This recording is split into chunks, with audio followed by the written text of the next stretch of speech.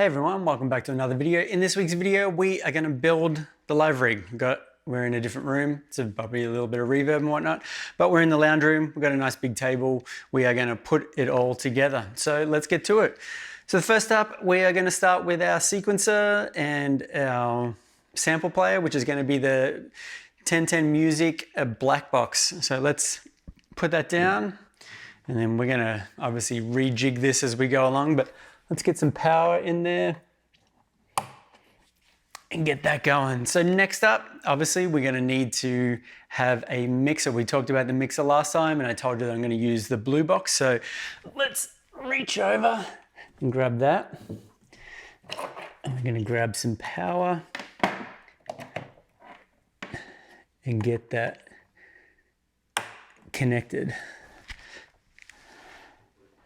So now we can kind of move these off to the side a little bit. So we're going to have a few more elements on the table. And while I'm here, I'm going to get the audio from the Bluebox and out to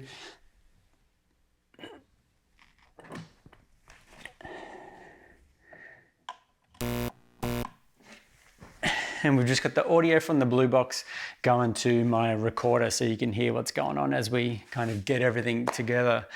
Next up, we want to be able to control everything on the Bluebox. So let's open up the project that I've kind of been working on. So load, we've got our little 8 tracks here. So I went with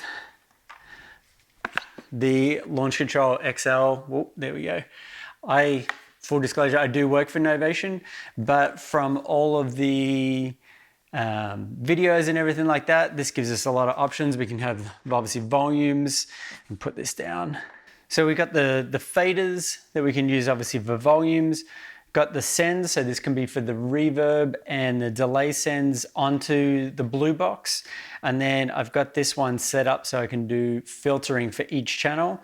And then you'll see once I get it set up what we have set, and then I have these for the effects channels, and then these would be like the master filter and stuff like that. So next up, we want to obviously get the audio from the Blackbox into the Bluebox, and we want clock going from the Bluebox to the Blackbox and then to the drum machines and stuff like that. So let's get the clock sorted. And then for the clock, I'm also using a MIDI through 5 by Kenton. So I'm gonna send the Bluebox out to this, and it's gonna split the clock to the drum machine and also to the Blackbox. So we can split and kind of divide that up. So let's get that powered on.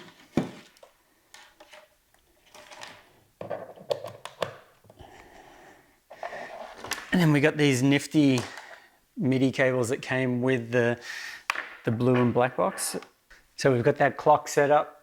So it's going to go from the Bluebox into the through, and then we're going to connect this one up to the Blackbox so we can get the MIDI going in. So there we go. We've got some clock going into the through 5, which is going back to the Blackbox, and we've got it going from the Bluebox. So now if I push play, you can see they both start playing together, and we've got some good sync between the two. Obviously we need audio going between the two, so I've got these nice cables. And for now, I just have 4 channels, because each of these is a stereo going into a stereo. So I have 4 channels of audio from the Blackbox at the moment going into the Bluebox. We obviously, well, from the last video, we're going to need a drum machine. For this, I'm going to use the TR8. Got the TR8. I like this because it has nice faders, easy to kind of see what's going on. You can see what's pulled up, you can see what's pulled down, have some okay effects, but they sound good for like this style. And yeah, I have it loaded. This is the original one, so I have it loaded with 808, 909, 707, 727, 606. I think that's all of them. Yeah, and I found that for this kind of setup that I'm putting together, it worked really well. So now we have drum machine, sampler, and a controller set up. So if I push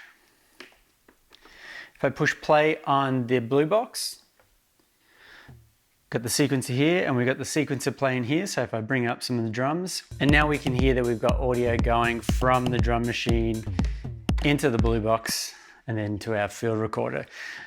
So obviously this is great start, but we want some synths, always want some synths. So for that, we're gonna start off with the 303. Ooh, there we go.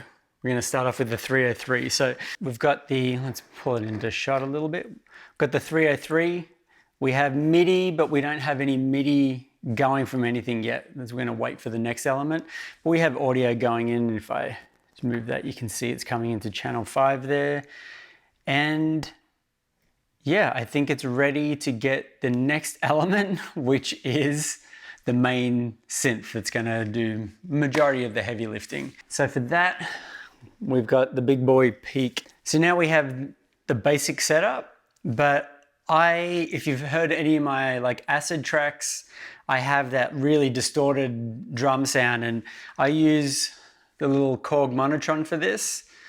And it was kind of cool to see that Paranoid London were using these as well, even though they just run the drum straight into it like a madman. But I use this as a send and return. The Bluebox can have a send and return, so we can connect that up. So that's pretty much the whole setup. We've got everything. We've got our send and return, we've got our sequencer, we have our mixer, we have our drum machine, we have our synths, and we have our controller. So now I've got everything set up, and I've got little trusty monitoring so I can hear what's going on. So now we can push play, get it all going. We have our elements, we have our 303. And this is just a sequence that I've just put in there super randomly. And we've got the peak as well. Little delay, we can put some delay and reverb on there.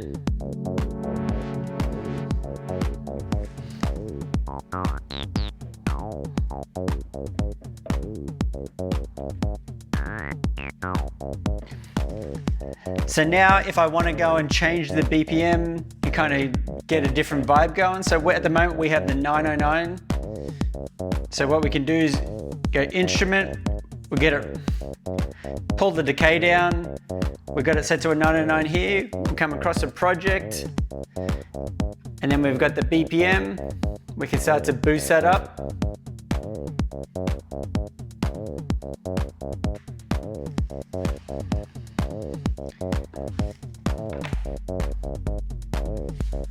Now we've got the 808 going.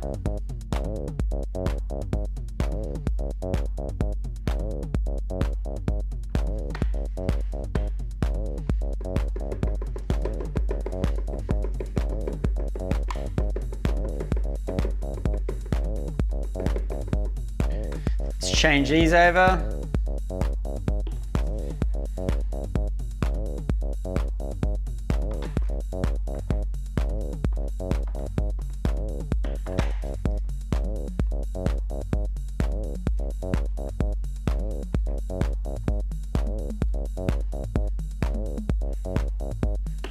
Come across.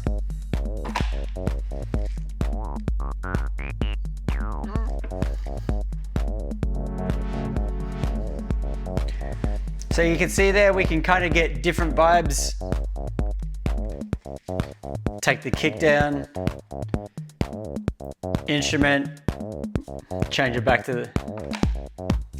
So you can see just by using these couple of little elements, we've already got something going.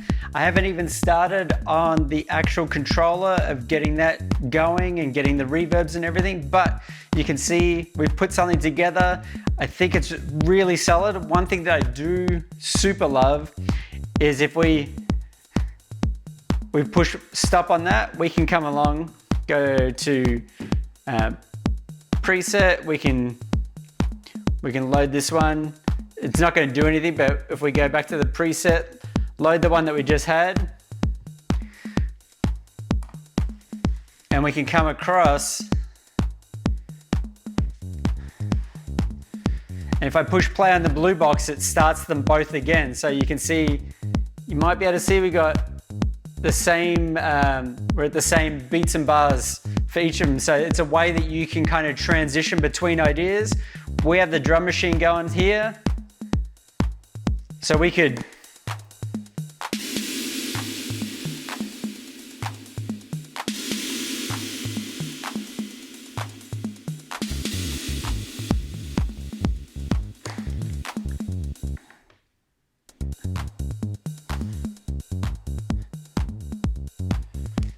oh, it might have been a bit off there.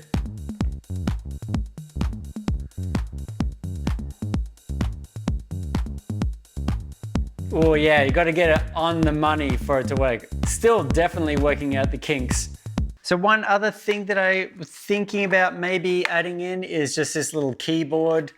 Could probably put it down the bottom here underneath the TR8 and then connect it up. And then that's a way that I can kind of record in some live sequences to empty cells, so then you kind of have a little bit more freedom. But for now, I'm definitely going to keep it off because handling 3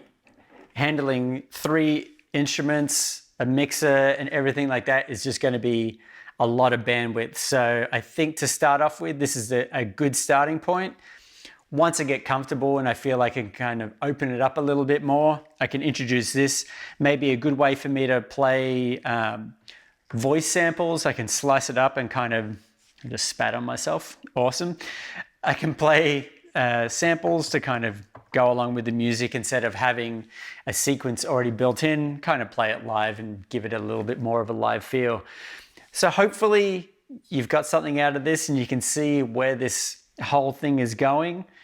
I'm really excited to start putting my own music and own sequences into the Blackbox and then kind of developing the live sound and the live set, because at the moment, just playing one sequence and kind of playing it along, it's okay, but I think once I can start to put in my own projects into the Blackbox, I think that's where it's going to really come alive, and then I can start to incorporate obviously the launch control a lot more.